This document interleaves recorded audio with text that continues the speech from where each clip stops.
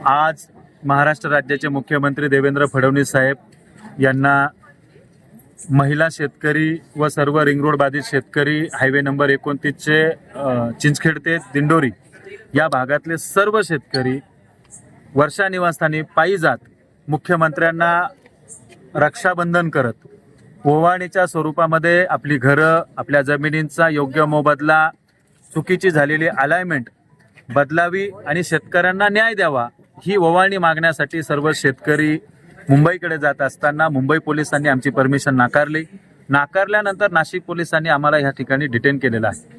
आमचं म्हणणं एवढं आहे की शासनाने आमचं म्हणणं ऐकावं। राज्याच्या मुख्यमंत्र्यांनी नाशिक जिल्हाधिकारी आयुष प्रसाद, MSIDCचे अधिकारी, संबंधित मंत्री आणि शेतकरी शिष्टमंडळ यांची भूमिका त्या ठिकाणी समोरासमोर समजून घ्यावी। कोण चूक कोण बरोबर। आम्ही मागणी केल्यानंतर चंद्रशेखर बावनकुळे मंत्री महोदयांनी जी कमिटी गठीत केली त्या समितीचा अजून निर्णय यायचा बाकी आहे। त्यामध्ये चिंतावर आणि एकम कंपनी ही ब्लॅकलिस्टेड केलेली आहे। मग जर एखाद्या कंपनीवर ऑब्जेक्शन घेतल्यानंतर तिची अलाइनमेंटच्या जर प्रश्नचिन्ह असतील आणि त्यांना जर बाजूला केलं असेल या प्रक्रियेतून, तर त्याच प्रक्रियेवर हे जिल्हाधिकारी कोणता जावाई शोध लावून खरेदी करताय, अवॉर्ड डिक्लेअर करताय, शेतकऱ्यांना 25% मोबदल्याचा धाक दाखवून त्या ठिकाणी खरेदीला बोलवताय। तुम्ही खरेदीला आले नाही तर तुमचे 25% जातील, तुम्हाला कोर्टात जावं लागेल, अशा ज्या पद्धतीच्या धमक्या देतात आमचे शेतकरी हवालदिल झालेले आहेत। याच्यातून एखाद्या शेतकऱ्यानं जर स्वतःच्या जीवाचं कमी जास्त केलं तर नाशिक जिल्हाधिकारी आयुष प्रसाद याची जबाबदारी घेणार आहे का?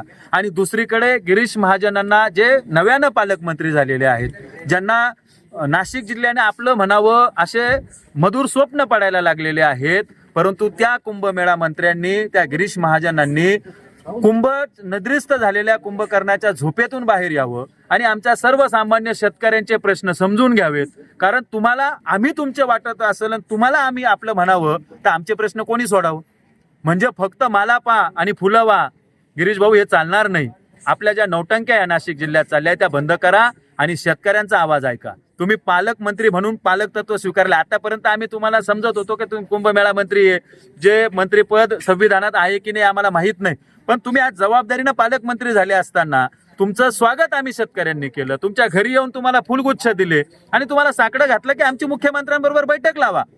एकीकडे एकम कंपनीला बोगस म्हणायचं आणि दुसरीकडे त्याच कंपनीच्या आधारावर तुम्ही त्या ठिकाणी अलाइनमेंटचं काम सुरू ठेवायचं। आम्ही मखमालाबाद ते गोवर्धन ही अलाइनमेंट आम्ही पुराव्यानिशी सांगतोय की तुम्ही चुकीची केलेली आहे। तुम्ही शासनाला सांगताय की ही अलाइनमेंट मध्ये फक्त 4 घरं जात आहे, आम्ही सांगतो याच्यात 40च्या वर घरं जात आहे, 30 विहिरी जात आहे, 18 बोरवेल जात आहे। एवढे शेतकरी उद्ध्वस्त करून तुम्हाला हा कुंभमेळा करायचा आहे का? अतिथी देवो भव ही आमची संस्कृती आहे, पण कुंभमेळ्याच्या नावाखाली जर आमच्या शेतकऱ्यांची गळचेपी करून त्यांना जर देशोधडीला लावण्याचं काम आपण जर करत असेल तर कसलं तुमचं हिंदुत्व? तुम्ही बोगस हिंदुत्ववादी हे मी तुम्हाला या ठिकाणी सांगतो। हे सर्व शेतकरी हिंदू आहेत।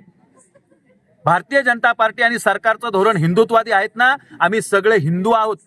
मग आमची जबाबदारी तुमची नाही का? प्रभू रामचंद्राच्या नावाने राजकारण करणाऱ्या या सर्व राजकीय नेत्यांना माझं आव्हान आहे का ह्या प्रभू रामचंद्राच्या भूमीमध्ये आमच्या शेतकऱ्यांना अन्याय करू नका। आणि राज्याचे मुख्यमंत्री देवेंद्र फडणवीस या ठिकाणी अतिशय त्यांनी विषय समजून घेऊन याच्यात निर्णय घेणार होते, परंतु या सगळ्यांनी त्यांची दिशाभूल केली, त्यांच्यापर्यंत खोटी माहिती पसरवली। आमचं तेच आव्हान आहे, तुम्ही खरे आहात ना, मग मुख्यमंत्र्यांसमोर 1 तास बसा, आमचं म्हणणं ऐकून घ्या। तुमचं खरं की आमचं खरं? आमच्याकडे आमचे कागद नाहीये, तुमच्या कागदाच्या आधारावर आम्ही बोलतोय। मुख्यमंत्र्यांना काय सांगितलं? सर्वोत्तम गावातली खरेदी घ्या, मागच्या 3 वर्षाच्या खरेदीच्या आधारावर गावात रेट द्या। आता जस्ट आमच्या सारूळचा रेट आला 46,000 रुपये, 39,000 रुपये। आयुष प्रसाद, लाज सोडली का काय तुम्ही? तुम्ही आलेले पाहुणे आमचे बाप बनायला लागले, तुम्हाला लाज वाटते का? थोडी लाज। 39,000 रुपये सारूळ सारख्या ठिकाणच्या जमिनीला काय चाललंय? म्हणजे तुम्ही मुघलांपेक्षा आणि इंग्रजांपेक्षा डेंजर आहे। म्हणजे असं वाटायला लागलं इंग्रज बरे होते। अरे तुम्ही कपळ करंटे या नाशिक जिल्ह्यात आल्यापासून आमच्या शेतकऱ्यांची वाट लावून टाकली। या सगळ्या गोष्टीचे प्रश्न घेऊन आम्ही राज्याच्या मुख्यमंत्र्यांकडे आशेनं निघालो होतो। आमच्या एवढ्या महिला तुम्ही बघितल्या, आज हजारो महिला पोलीस स्टेशनच्या बाहेर बसल्या। कशासाठी? न्याय मागण्यासाठी की राज्याचा आमचं मुख्यमंत्री, आमचे लाडके भाऊ देवा भाऊ 100% आम्हाला न्याय देतील या आशेनं जर आम्ही मुख्यमंत्र्याकडे जात असं आम्हाला जाऊ देत नाही। बरं, आम्ही मुंबई पोलिसांकडे वाहनांनी परमिशन मागितली, परमिशन दिली नाही. आम्ही ट्रेननी येतो म्हटलो, परमिशन दिली नाही. त्याच्यानंतर परत बायकार येतो, इथं जागाच नाही म्हणा आझाद मैदानला. आता पायी चाललो, पायी मोर्चाला परमिशन देता येत नाही. अरे मग परमिशन नेमकी कशी आहे? या देशामध्ये घटना आहे. डॉक्टर बाबासाहेब आंबेडकर साहेबांनी आम्हाला घटनेत अधिकार दिले असताना त्या घटनेची पायमल्ली आपण करताय. तुम्ही कोणाची पायमल्ली, कोणाच्या आदेशावर हे काम करताय? मला हे क्लिअर करायचं. आणि आज दादा भुसे साहेब नाशिकमध्ये होते, भुजबळ साहेब या ठिकाणी मंत्री आहेत, नरहरी झिरवाळ साहेब या ठिकाणी मंत्री आहेत. का हो तुम्हाला हे शेतकरी तुमचे वाटत नाही का? या शेतकऱ्यांची जबाबदारी तुमची नाही का? 16 आमदार आहे या जिल्ह्याला, 2.5 खासदार आहे. कुठं जाऊन बसले तुम्ही?